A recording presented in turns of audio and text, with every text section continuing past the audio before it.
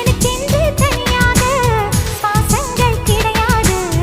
இருவருக்கும் உயிர் காற்று ஒன்றேதான் எனும் போது இந்த உறவுகள் உடையாது, இதை உடைப்பவன் கிடையாது. இங்கு இரவுகள் ஆனால் விரகங்கள் நமது இதயத்தை குடையாது.